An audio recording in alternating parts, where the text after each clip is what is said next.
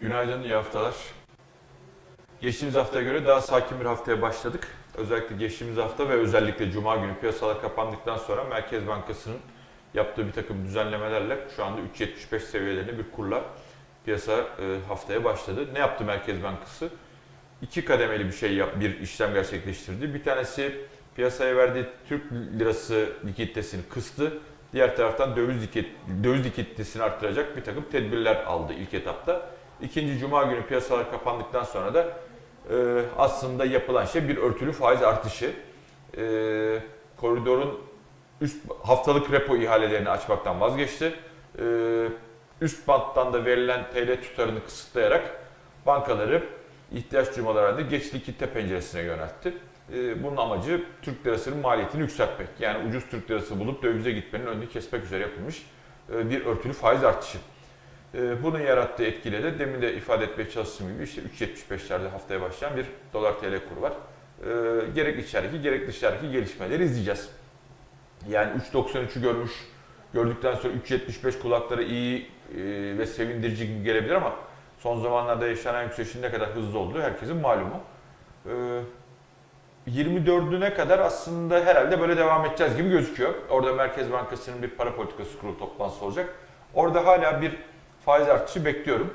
Aslında daha yüksek oranda bir faiz artışı bekliyordum ama bu iki düzenlemeden sonra kuvvetle muhtemelen daha sembolik 25 ya da 50 bas puanlık herhalde üst bantta ve koridorun haftalık repo ihalesinin faizlerinde bir düzenleme söz konusu olabilir. O piyasaya yeterli gelecek mi gelmeyecek mi onu ayrıca tartışırız. Önümüzdeki haftanın bir önemli konusu tabii Fitch 27'sinde Türkiye'nin kredi notuyla ilgili bir karar verecek. Üzgünüm ama genel beklentim notun kaybedileceği yönünde. Yani Türkiye iki tane yatırım yapılabilir ülke notuna sahipken ikincisini de kaybedecek gibi gözüküyor. Bunun da kurlar üstüne bir miktar baskı yaratması muhtemel. Merkez Bankası'nın bir faiz artışı ya da bir not kaybı bu nasıl dengelenir piyasada? Onu önümüzdeki dönemlerde göreceğiz. Ama şu andaki genel izlenim iyimser senaryolarda işte 3.65-3.70'lere kadar bir geri çekilme olsa da orada alıcıların tekrar güçlenme ihtimali yüksek gibi gözüküyor. Borsa tarafına bakılırsa da orada 80 bin üstüne götürecek çok bir hikayenin olmadığını haftalarca söyledim. Hala da aynı fikirdeyim aslında ama endeks şu anda 81 binin üzerinde.